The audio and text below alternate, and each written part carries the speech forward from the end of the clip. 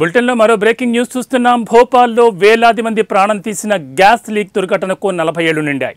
అప్పట్లో లీక్ అయిన విషవాయువుకు సంబంధించిన వ్యర్థాలను యూనియన్ కార్బైడ్ ఫ్యాక్టరీ ఆవరణలో జాగ్రత్తగా నిల్వ చేశారు.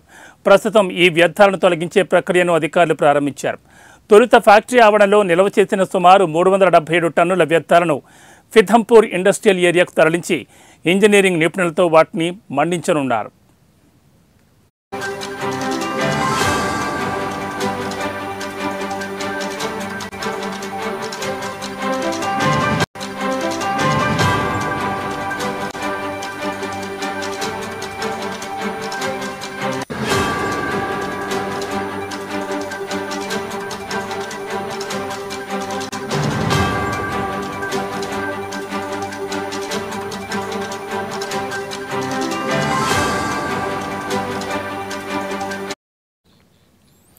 ఇందులో భాగంగా బుధవారం రాత్రి విషపూరిత రసాయన వ్యర్థాలను 12 సీల్డ్ కంటైనర్లలో లోడ్ చేశారు. 100 మంది కార్మికులు షిఫ్టుల వారీగా పనిచేశారు. పని పూర్తయ్యాక కార్మికులకు అధికారులు వైద్య పరీక్షలు చేయించారు. అనంతరం కంటైనర్ ట్రక్కులు అక్కడి నుంచి 250 కిలోమీటర్ల దూరంలోని ఫిథంపూర్కు బయలుదేరాయి. ట్రక్కులు జాగ్రత్తగా వెళ్లేందుకు ట్రాఫిక్ పోలీసులు గ్రీన్ కారిడార్ ఏర్పాటు చేశారు.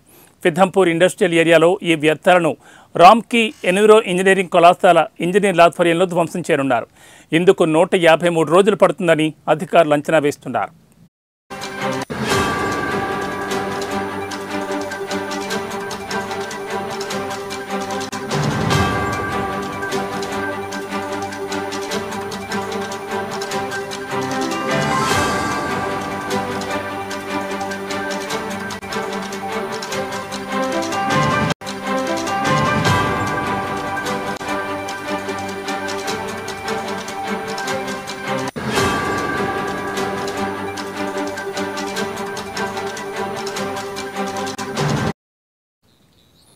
కాగా 1984 డిసెంబర్ 2 అర్ధరాత్రి నుంచి మరుసటి రోజు ఉదయం వరకు యూనియన్ కార్బైడ్ ఫ్యాక్టరీలో ప్రమాదకర మిథైల్ ఐసోసైనేట్ గ్యాస్ లీక్ అయింది.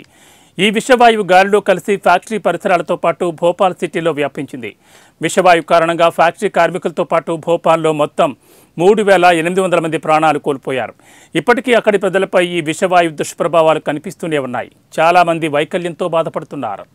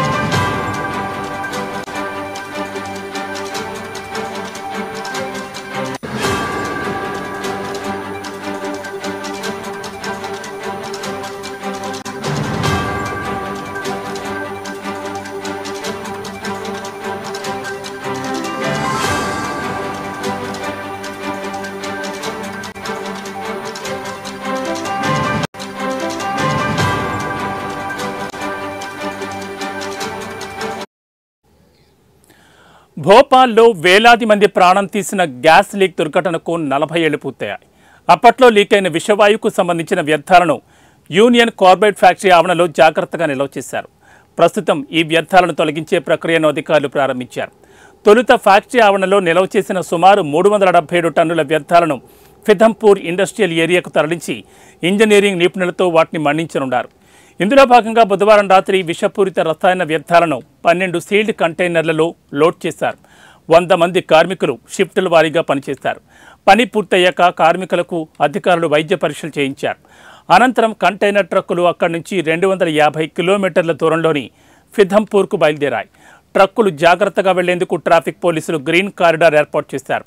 ఫిథంపూర్ ఇండస్ట్రియల్ ఏరియాలో ఈ వ్యర్థాలను రామ్కీ ఎన్విరో ఇంజనీరింగ్ కళాశాల ఇంజనీర్ల ఆధ్వర్యంలో ధ్వంసం చేయనున్నారు. ఇందుకు 153 రోజులు పడుతుందని అధికారులు అంచనా వేశారు.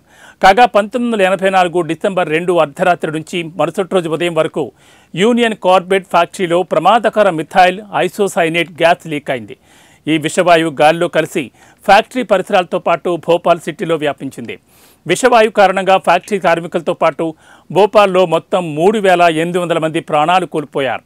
ఇప్పటికీ అక్కడి ప్రజలపై ఈ విషవాయువు దుష్ప్రభావాలు కనిపిస్తూనే ఉన్నాయి.